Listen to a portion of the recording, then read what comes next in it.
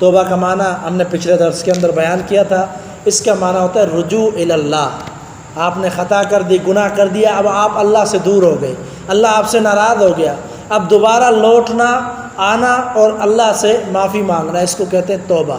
اور استغفار بھی اس کی ایک صورت ہے، اللہ سے بخشش طلب کرنا۔ نحمدہ و نصلی علی رسولہ الکریم، اما بعد فاعوذ باللہ من الشیطان الرجیم، بسم اللہ الرحمن الرحیم۔ ریاض الصالحین کے حوالے سے ہمارے دروس چل رہے ہیں۔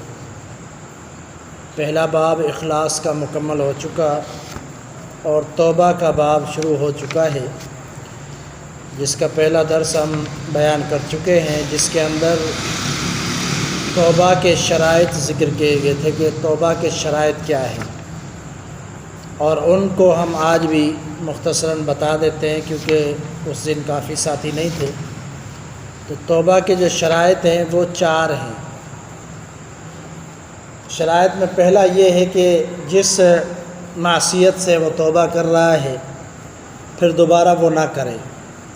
دوسری شرط یہ ہے کہ جو بھی اس نے گناہ کیا ہے اس پر خود شرمسار ہو، نادم ہو، اس کو ندامت ہو۔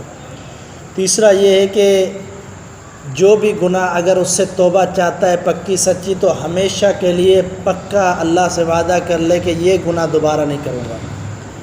اور چوتھی شرط یہ ہے کہ اگر کسی پر ظلم کیا ہے، چوری کی صورت میں زیادتی کی ہے کسی پر، تو اس شخص کی جو آپ کے پاس امانت ہے یا چوری ہے اس کو واپس کرے، اور اگر اس کی غیبت کی ہے تو جا کر اس سے معافی مانگے۔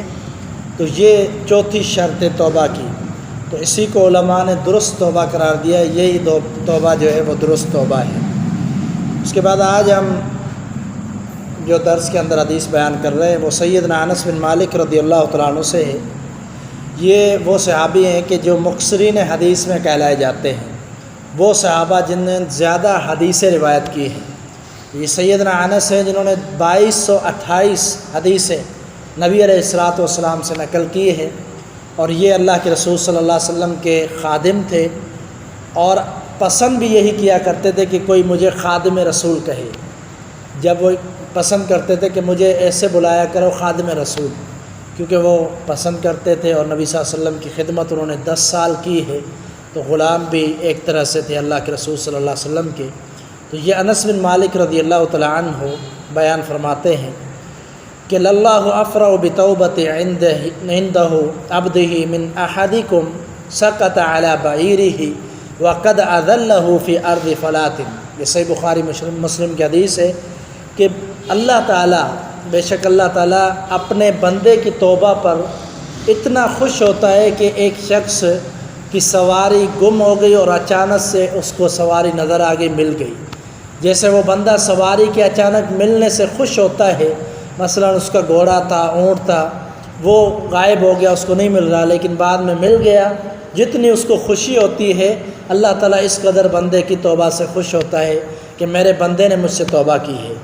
اور صحیح مسلم کے جو الفاظ ہیں وہ تھوڑی وضاحت کے ساتھ ہیں کہ اللہ اشد فرحا بتوبۃ عبدہ حین یتوب الیہ من احدکم، کہ اللہ تعالیٰ کتنا خوش ہوتا ہے، اتنا اللہ شدید خوش ہوتا ہے تمہاری ایک توبہ سے، جو بندہ توبہ کرتا ہے۔ فرمایا کہ ایک شخص کسی سواری پر ہے، کسی جنگل کے اندر وہاں گیا ہے سواری پر، یا بیابان سمجھ لے، بیابان میں ہے، وہاں کوئی اور گھر پاس میں نہیں، کوئی بندہ ہی نہیں ہے، تو یہ سواری لے کر گیا ہے، تو فانفلتت منہ، یہ سواری اسے چھوٹ گئی اور بھاگ گئی اور اس سے نکل گئی کہیں آگے، اور اب اس کو مل رہی نہیں ہے۔ اب یہ بندہ کیا کرتا ہے، کیونکہ وہ سواری جو تھی اس سواری پر اس کا کھانا بھی تھا، پینا بھی تھا، اور یہ نا امید ہو جاتا ہے۔ فاتا شجرۃ فاضطجع فی ظلھا، یہ شخص آتا ہے ایک درخت کو دیکھتا ہے، اس کے سائے میں سو جاتا ہے، نا امید ہو کر سو جاتا ہے۔